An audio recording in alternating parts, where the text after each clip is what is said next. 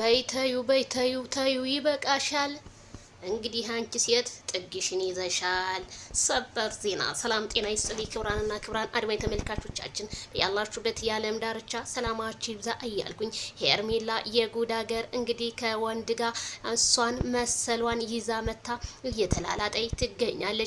ሩታና አብርሃም ደግሞ እንግዲህ ኑሯቸውን ወደፊት በደንብ አድርገው የሚመሰሩትና ለሶሻል ሚዲያ ትምህርት የሚሰጥን ቪዲዮ እንደሚፖስቱልን ባለሙሉ ተስፋ ነኝ እላለሁ። ሄርሜላ እንግዲህ አሁንም በአዲስ ነገር እየቀወጠችው ትገኛለች እላችኋለሁኝ።